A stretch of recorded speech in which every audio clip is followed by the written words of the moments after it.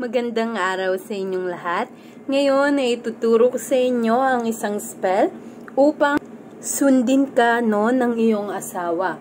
Dapat ay partner mo ito, nobyo, nobya o kaya naman ay asawa. Kung hindi o kung walang malaking pag-ibig na namamagitan sa inyong dalawa, malaki ang tsansa na hindi gagana ang spell na ito. Napakadali lamang ito at ang kailangan dito ay maayos na relasyon. Dapat ay walang gulo sa inyong relasyon. Mas maganda kung walang gulo. Ngunit kung yung mga normal lang naman na away nung magkarelasyon, ay ayos naman, no? Ngayon, ang gagawin mo ito kapag mas magandang gawin ito, no?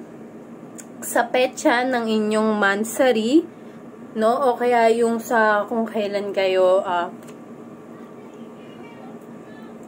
nagsimula yung relasyon nyo, kung anong petsa. Una ay kukuha kayo ng papel, kahit anong uri ng papel. At sunod ay kailangan nyo ng berdeng panulat. Ngayon, hindi po pwede na ibang panulat, berde lamang po. Yan. Unang-una, isusulat mo ang pangalan mo. Pangalan ng gagawa, ha?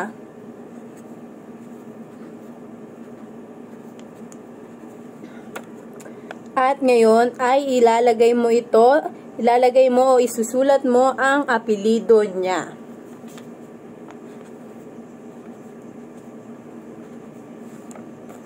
Yan. Kapag ganyan na o kapag naisulat mo na ito, ang isusulat mo naman ay dito naman sa kanang banda, isusulat mo ang simbolo ng hangin. Yan, ito po ang tinuturi nating simbolo ng hangin. At ang gagawin mo dito, papalibutan mo ito sa bawat sulok ay susulat mo, sundin mo ako o aking mahal. Maaari mo ring isulat ang kanyang pangalan, no? Sundin mo ako, mahal kong, o maaari nyo ring dugtungan, sundin mo ako, mahal kong, pangalan niya, at palalimin ang ating pag-ibig.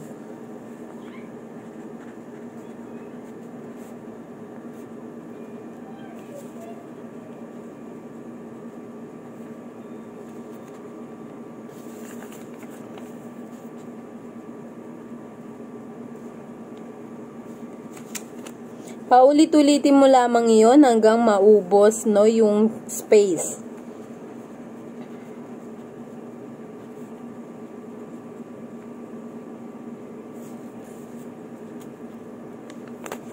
Ayan. At sunod, ang gagawin mo ay kukuha ka ng cinnamon powder. Kailangan po natin ng cinnamon powder.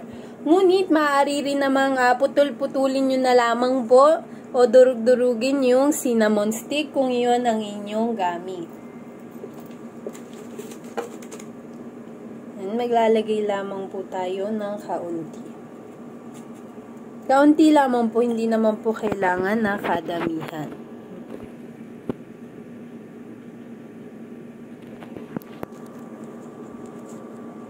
At sunod ay maglalagay rin tayo ng asukal.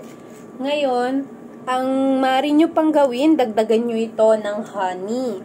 Ngunit kung wala naman po, ay ayos lamang po. Ayos na po ito. Ngayon, ang gagawin mo, itutupi mo ito dito, simula sa taas. Basta dapat ay maikukulong natin yung nilagay natin sa loob. Yan. Dapat po ay lahat ng tupi papunta po sa atin, ha. Yan.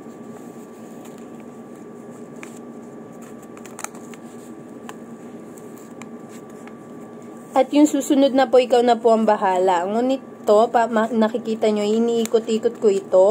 Ito po ay dahil para lahat po ng tupi ay papunta sa akin. Yan, magiging ganyan po yung itsura niya. Didiin lang po natin para hindi na siya bumuka. Magiging ganito yung itsura niya. Ngayon, ang gagawin nyo na lamang dito ay ang oras kung kailan nyo ito gagawin. Maganda po na madaling araw. yung alas 12 o kaya alas 12 hanggang alas 5 ng madaling araw. Pero ito po, ilalagay nyo po ito, itatabi nyo muna to, at kada matutulog po kayo, 3 beses po na sunod-sunod na gabi ng inyong pagtulog ay ilalagay nyo ito sa inyong katawan.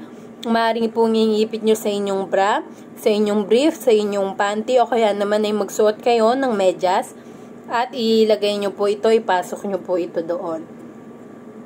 Ang sunod na gagawin mo, kapag pagkagising mo sa pagkatapos ng ikatlong gabi, ay susunugin mo po ito.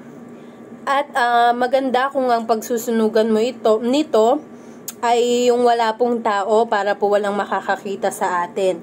At sunod ay maaari mo yung abo nito kokolektahin mo kahit hindi naman yun lahat. Ngunit mag-ingat lamang po tayo dahil may asukal po rito, maaari pong matunaw yung asukal at masunog po tayo, kaya mag-ingat po tayo. Yung abo nito, yung mga pinagsunugan natin ay maaari nating ipalipad sa hangin. Maaari rin po nating ilagay o kung may malapit na ilog sa atin o yung mga lamang tubig, mas maganda isaboy po natin ito doon. Ngunit kung wala naman ay okay na po yung isaboy natin sa hangin. At yun po, dun po sa labas ng ating bahay o kaya sa ating bakuran. Pagkatapos po nun ay tapos na po ang ating spell. Sana po ay nakatulong ito sa inyo. Huwag nyo po itong gagamitin sa masama. Gawin nyo lamang po ito upang mas mapabuti ang inyong relasyon. Maraming salamat sa inyong panonood.